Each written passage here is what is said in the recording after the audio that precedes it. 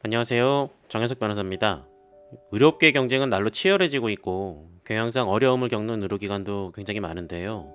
그러다 보니 때로는 의료법을 위반해서 의료인이 아닌 자에게 의료행위를 지시하거나 또는 의료인에게 각자 허용된 범위를 넘어서는 행위를 지시함으로써 사회적으로 무리를 일으키는 경우가 있는 것으로 보입니다. 최근에는 의료기기 회사 영업사원이 환자에게 수술을 실시하다가 처벌을 받은 사례가 있었죠. 이러한 사건들이 반복될 경우에는 대한민국 보건의료 수준에 많은 문제가 발생하실 뿐만 아니라 나아가서는 의사 환자 간 신뢰가 무너지는 문제가 발생할 수가 있기 때문에 의료인 스스로 많은 자정의 노력이 필요할 것으로 생각이 됩니다. 자, 우선 법률을 지키기 위해서는 그 법률의 내용을 정확하게 알고 있어야 하겠죠. 그래서 오늘은 무면허 의료행위에 관한 의료법 규정하고 이에 관련된 법령을 함께 살펴보도록 하겠습니다. 우선 의료법을 보겠습니다. 자, 의료법 27조에 이에 관한 규정이 나와 있는데요. 읽어보겠습니다. 의료인이 아니면 누구든지 의료행위를 할 수 없으며 의료인도 면허된 것 이외에 의료행위를 할 수 없다. 다만 다음 각호의 어느 하나에 해당하는 자는 보건복지부령으로 정하는 범위 내에서 의료행위를 할 수가 있다. 면허가 없는 사람이 의료행위를 하는 것을 일반적으로 무면허 의료행위라고 이야기를 하고 면허된 것 이외에 의료행위를 하는 것을 면허 초과 의료행위라고 보통 표현을 해요. 뒤에 각호에 보면 1호, 2호, 3호 규정을 해서 예외적으로 면허가 없어도 의료행위를 할 수 있다라는 규정이 되어 있죠. 이에 관한 상세한 규정은 의료법 시행규칙 18조와 19조에 나와 있으니까 한번 확인해 보도록 하겠습니다. 자, 의료법 시행규칙 제18조 외국 면허 소지자의 의료행위.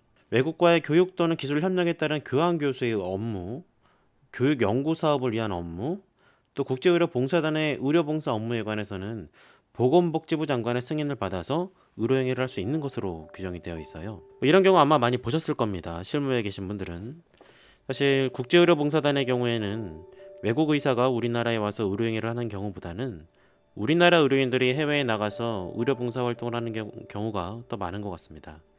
제 지인 중에서도 저희 아프가니스탄에 가서 의료봉사 활동을 하시는 분이 계신데 참 개인적으로 존경스럽다고 생각을 해요. 그리고 의료법 시행규칙 제18조 각호의 사유에 해당하는 경우에도 궁극적으로는 보건복지부 장관의 승인을 얻어야 한다는 점을 절대 잊으시면 안 되겠습니다. 그리고 19조에 보면 의과대학생의 의료행위가 있는데요.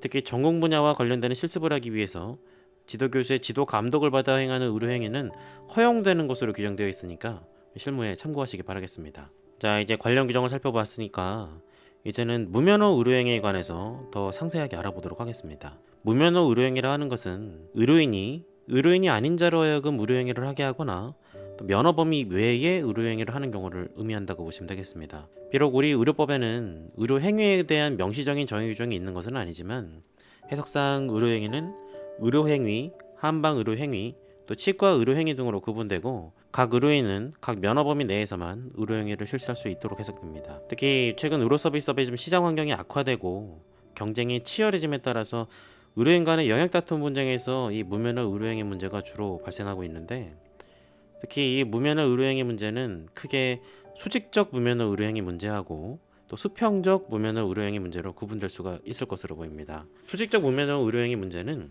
의사, 간호사, 간호조무사 이렇게 수직적 관계 속에서 발생하는 면허 범위 초과 행위에 따른 문제라고 본다면 수평적 무면허 의료행위 문제는 주로 의사, 한의사, 치과의사 사이의 그 업무 영역 침해에 따른 문제를 의미한다고 보시면 되겠어요.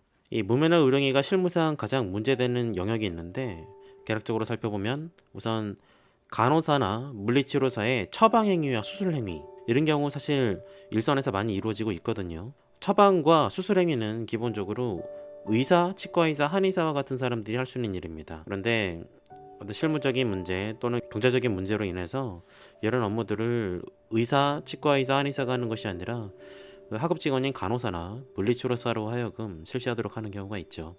이런 경우 다 무면허 의료행위로 처벌받을 수가 있으니까 조심하셔야 되고요. 다음 간호사의 방사선 촬영행위, MRI, CT, 엑스레이와 같은 이 방사선 영상 같은 경우에는 간호사들은 실시할 수 없습니다. 경우에 따라서 방사선사나 그렇지 않으면 기본적으로 의사들이 해야 되는 것이고요. 그다음 한의사의 현대 의료기기 사용 행위. 최근에는 주로 이 한의사 분들이 미용 목적 의료기기를 사용을 해서 문제가 되는 경우가 왕왕 있어요. 특히 최근에 이제 한의원의 경영 상황이 워낙에 어렵다 보니까 미용 성형 영역 쪽으로 이 업무 범위를 확대하고자 하다 보니 이런 문제가 발생하는 경우가 있는데, 기본적으로 한의학은 한방의학적 원리에 기초한 의료행위만 실시할 수가 있기 때문에 이 방사선을 사용을 하거나 레이저를 사용한 기기에 관해서는 사용할 수 없도록 해석하는 것이 현행 대법원 판례입니다. 그래서 이와 같은 경우에 문제가 될 수 있으니 조심하셔야 되겠고요. 얼마 전에 언론에도 많이 노출이 되었던 이 대학병원의 PA 운영행위가 문제가 됩니다. PA라고 하는 것은 Physician Assistant라고 해서 의사가 아니지만 실무상 의사의 일을 하고 있는 사람들을 이 업계에서는 PA라고 부르죠.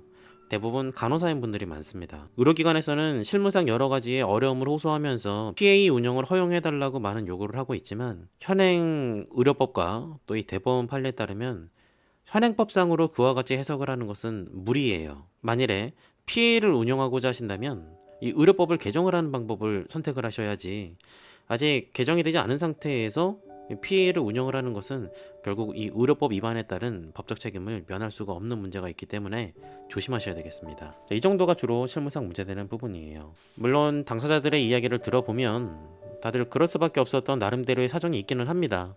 저는 변호사이기 때문에 이 당사자들의 사정을 많이 듣거든요. 그렇지만 비록 어쩔 수 없는 사정이 있었다고 하더라도 이 법률을 위반한 이상 법률 위반에 따른 책임을 회피할 수는 없습니다. 그러면 무면허 의료행위를 하면 어떠한 법적 책임을 부담하게 될까요? 크게 형사처벌과 행정처분으로 나누어 볼 수 있습니다. 형사처벌은 다시 이 의료법 위반죄와 보건범죄 단속을 위한 특별조치법 위반죄로 나누어 볼 수가 있는데, 의료법 위반죄의 경우에는 5년 이하의 징역 또는 5천만 원 이하의 벌금형에 처해질 수가 있고, 보건범죄 단속법 위반죄의 경우에는 무기 또는 2년 이상의 징역형에 처해질 수가 있습니다. 비록 규정상으로는 징역형까지 규정되어 있지만 이 사법 실무적으로는 주로 벌금 100만 원에서 200만 원 정도로 약식 기소가 되는 경우가 많으니까 참고하시고요. 다만 보건범죄 단속법은 이 의사 면허가 없음에도 불구하고 영리 목적으로 시술소를 차려서 경제적 이익을 취득한 경우에 적용되는 규정이기 때문에 비교적 처벌 수위가 강한 편입니다. 그 다음 봐야 될 것은 행정처분인데요. 무면허 의료행위 또는 면허 범위 초과를 의료행위를 한 경우에는 이를 지시한 자뿐만 아니라 이를 실시한 의료인도 자격정지 3개월의 행정처분이 이루어집니다. 자격정지 처분이라는 것은 해당 기간 동안 의사 자격이 정지되는 것이기 때문에 그 기간 동안에는 의료행위를 할 수 없게 되니까 조심하셔야 되겠고요. 나아가서 이러한 무면허 의료행위를 지시한 의료기관에는 업무정지 3개월의 처분도 병과가 되기 때문에 주의하셔야겠습니다. 사실 실무적으로 보면 형사처벌보다도 이 행정처분에 따른 타격이 더 큰 것이 현실입니다. 어떠신가요? 도움이 되셨나요? 다음에는 무면허 의료행위의 판단 기준에 관한 대법원 판례를 소개하는 영상을 업로드할 예정이니까 많이 관심 가져주시고, 도움이 되셨다면 좋아요와 구독 버튼 잊지 말고 눌러주세요. 감사합니다.